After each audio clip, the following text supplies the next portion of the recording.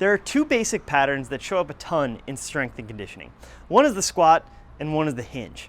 With the squat, all three joints, my hips, knees, and ankles, really go through a full range of motion. So as my hips flex, my knees flex, my ankles go into dorsiflexion. So all three joints are moving a ton. With the hinge, which the end point or the application of that movement that we see the most is the deadlift, I'm doing most of the movement through my hip joint. So you can see my hip is really flexed, my knee and ankle have hardly moved. To get the hang of that movement is not always the most intuitive thing. We're used to, when we sit down or kind of lower our body, to bend hips, knees, and ankles together. So we want to have a way to introduce this pattern and get the hang of it with some external feedback. And that's what the wall tap is great for.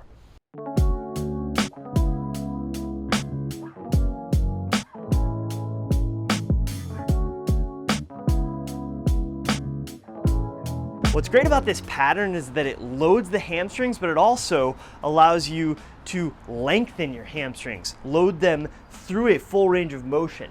To get the hang of this, we really want to have a way to focus that movement on moving through the hip joint here and not in the lower back here. So I like to use a wall, and I call this movement the wall tap.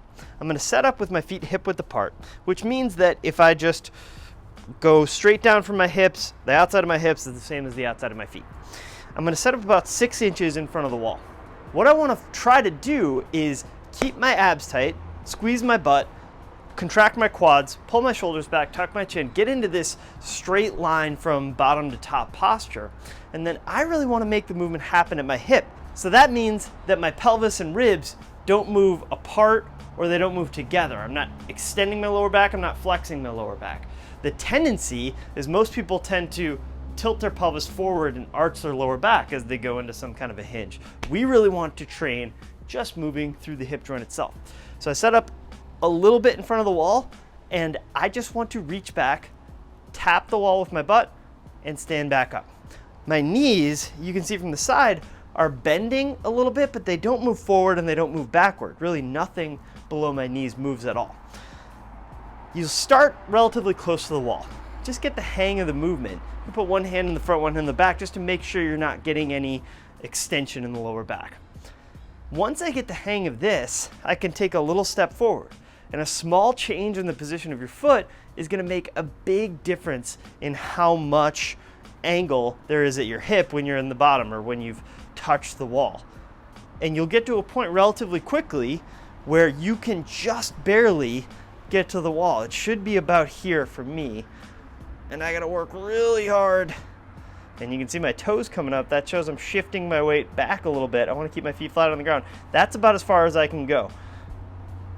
Once you get to that end range for you, do a few reps in that position. And just doing this with no load at all helps you to get the basic pattern down. It helps to put some load through your hamstrings through a full range of motion.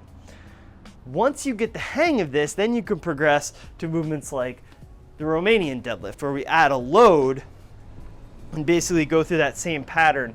Again, working on trying to load the hamstrings through a full range of motion, get both length and strength into that really important muscle.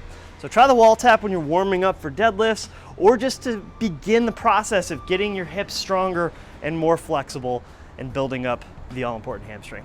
Try it. Leave a comment, let me know how it goes. Subscribe to the channel. See you next time.